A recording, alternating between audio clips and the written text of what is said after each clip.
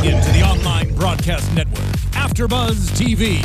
Over 20 million weekly downloads in over 150 countries, and your number one source for after-show entertainment.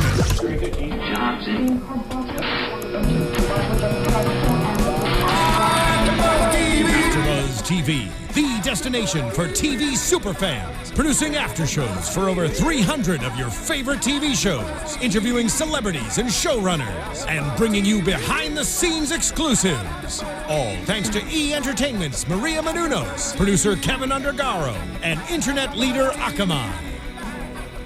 Now, let the buzz begin!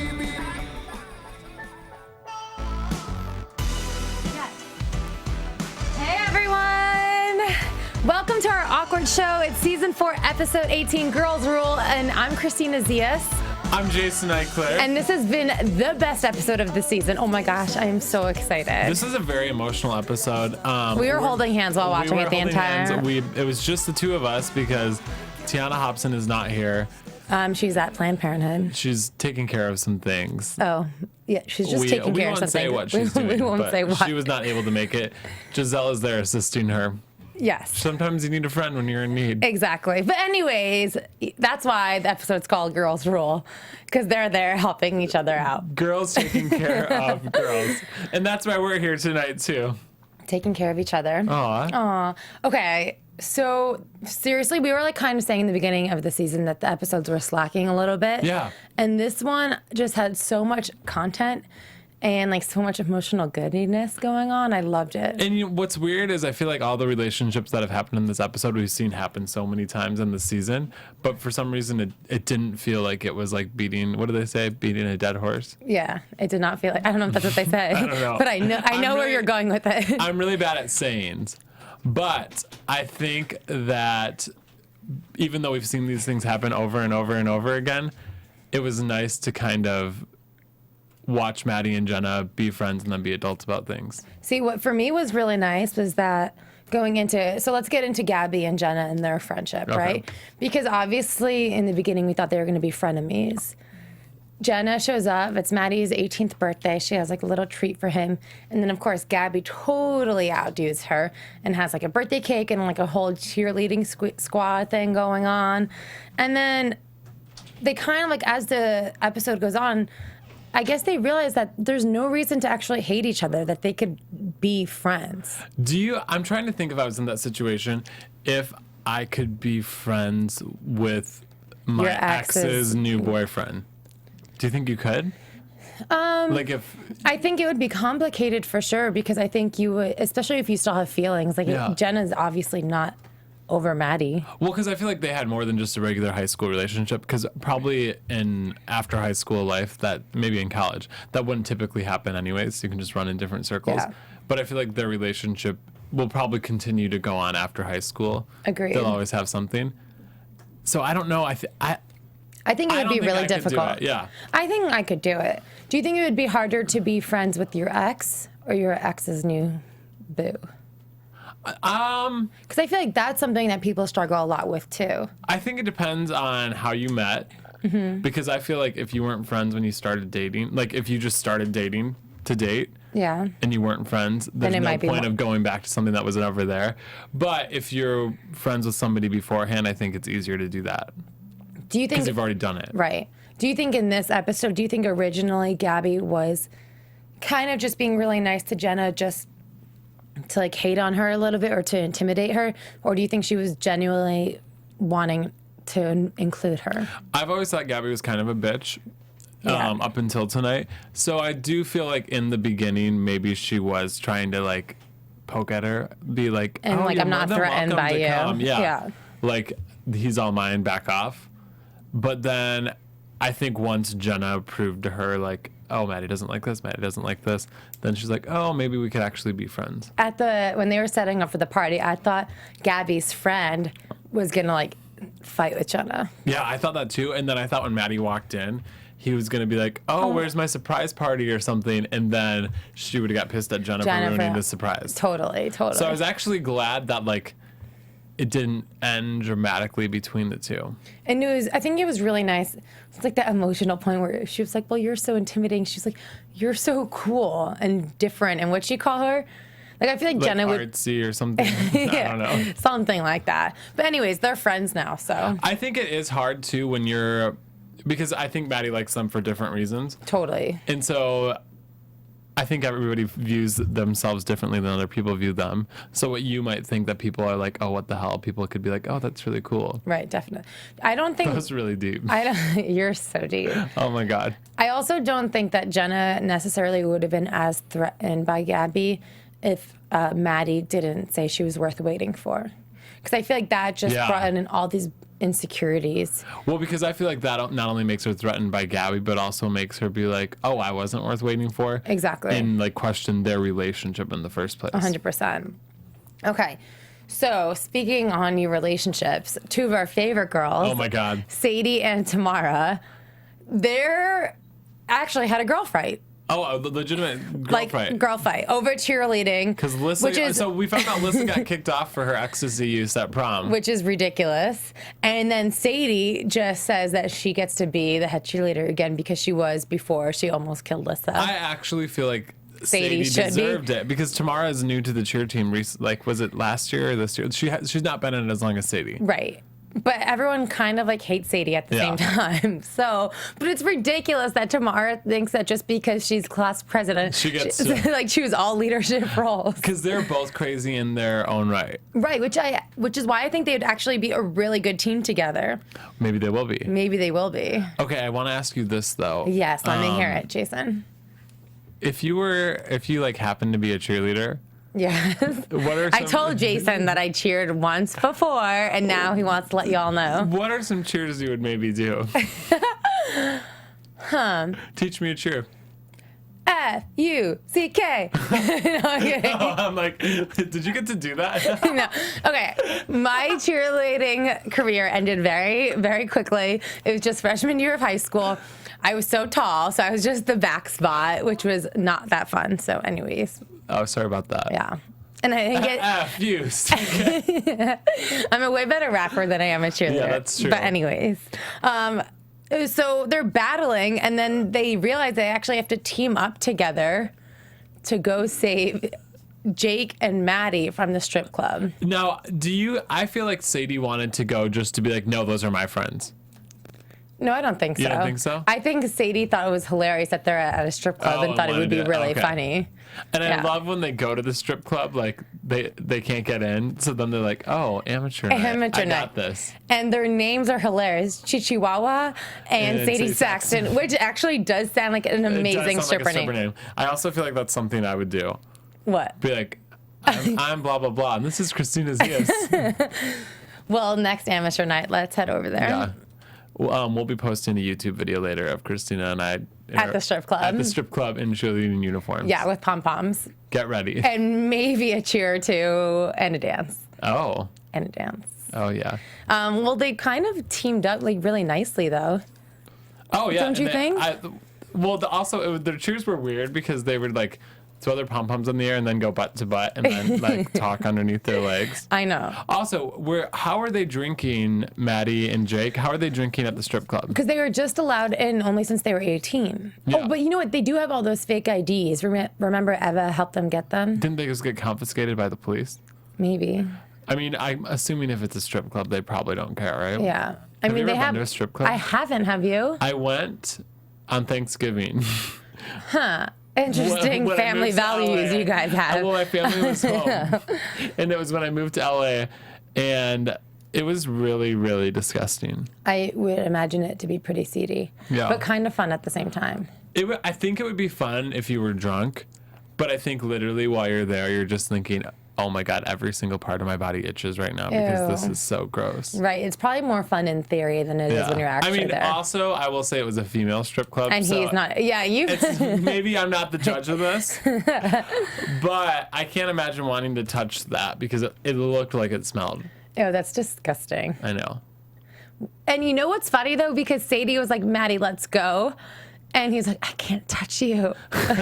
So, like, at least they were respectful, drunk, young adults. In the strip club. That was my favorite part. These high schoolers have gotten into a lot of shenanigans. I know. Over this season. They went to jail. Yeah. They went to a strip club. I always forget that the summer break is like, it doesn't matter. It's still one season worth of stuff. Literally a lot. And then Jake hooked up with a mom. And me might still be hooking up with her. This is actually like very Gossip Girl scandalous. Maddie started dating someone who might potentially be a serial killer and come back and get them all at the end. That's insane. Lissa is hooking up with her brother. There's a lot going on. There's a lot going on. The title Awkward It's very makes fitting. a lot of sense. Exactly. Yes.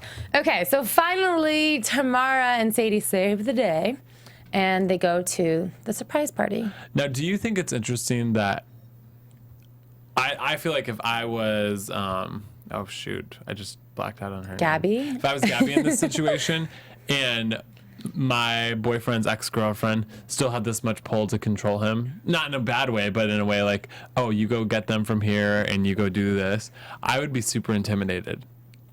Yeah, that is really intimidating. Like, I would almost be like, no, I'll figure something out. Because, well, Gabby wasn't discussing things with Maddie, right? She was discussing things with Jake, right?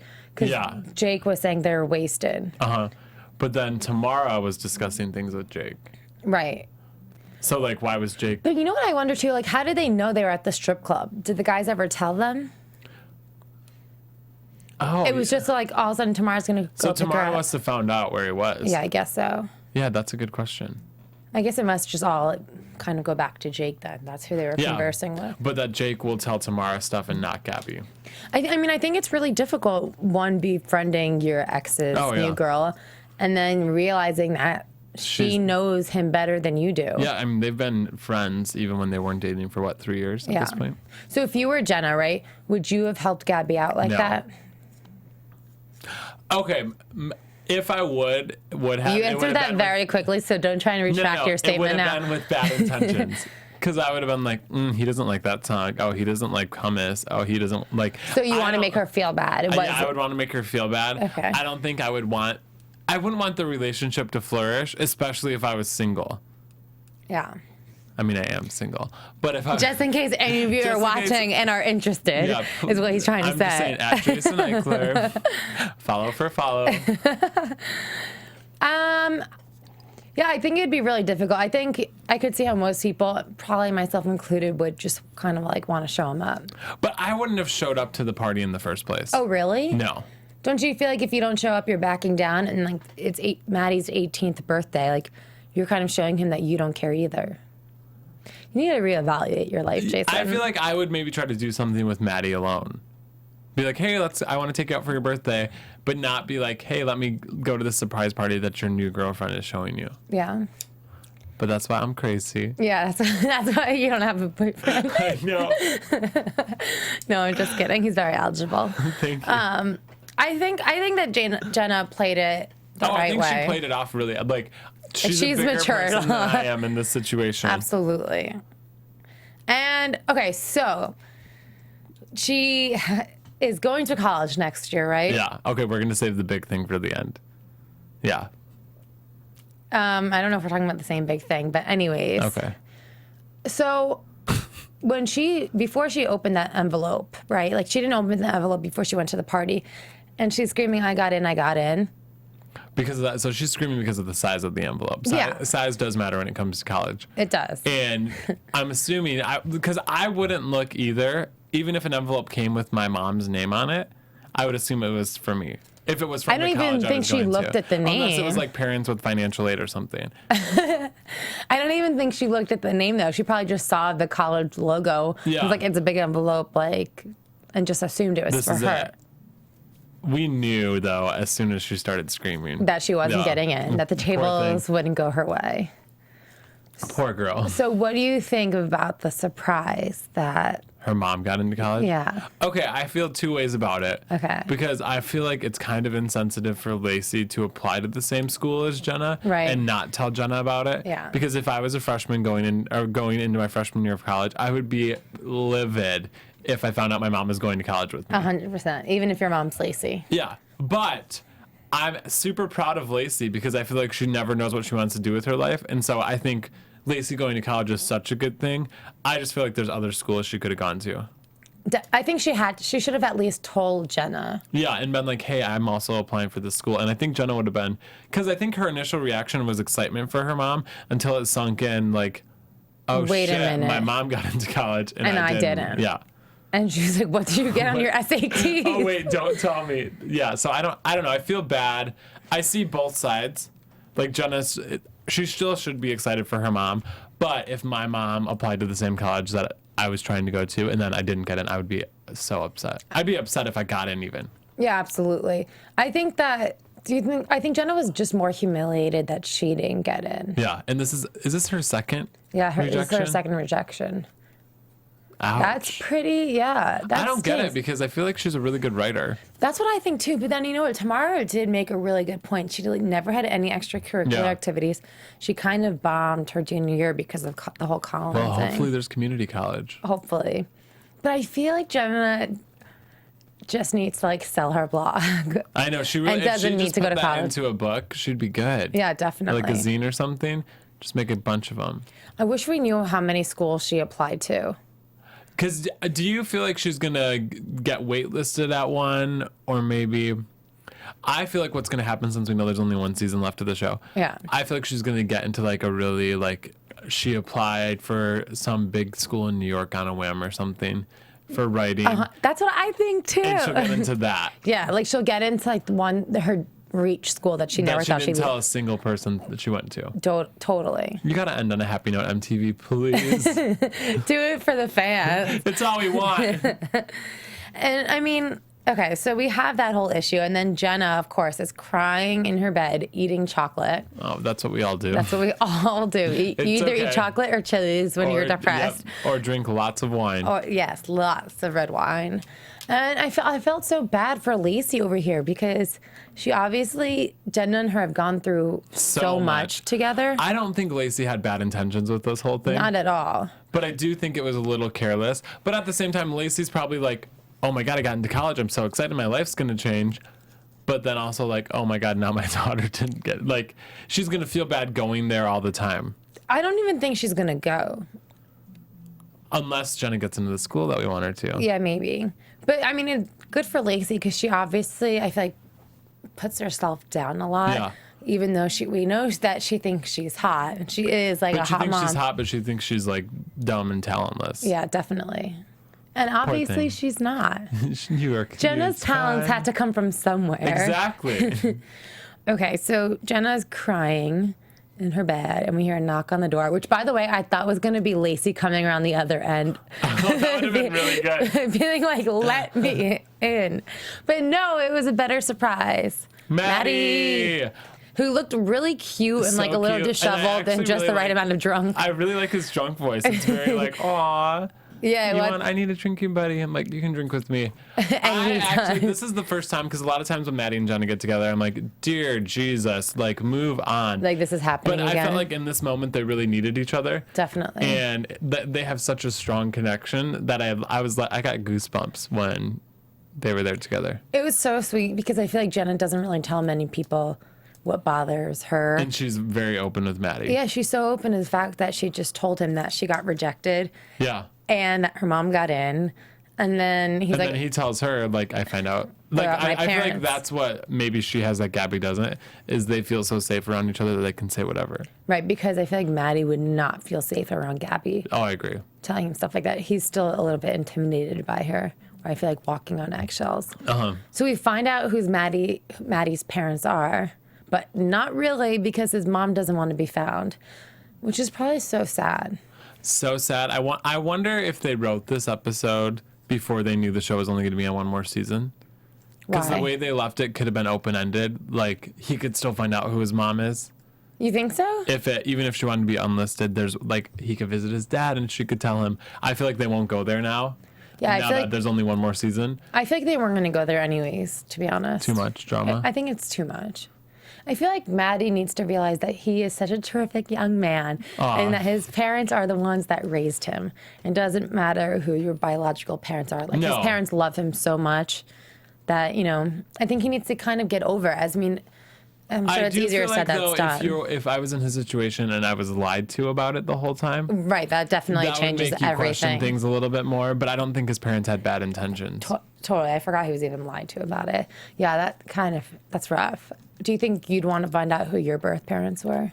I don't know, because I watch The Fosters on ABC Family a lot, so I actually think about this a lot. Okay. I feel like I would maybe say no. Yeah. Because they haven't been there. I had a friend that she didn't know who her dad was. He was never a part of her life, never there at all. So she's like, why should I meet him? Why should he get to see me now at this point? But then I also knew a girl I grew up with who met her birth parents, and it was like almost an awkward thing. Like, it's good to know for medical reasons and things like that. But other than that, it's not like super meaningful. Yeah. I think that, I don't think I'd want to know either. Yeah.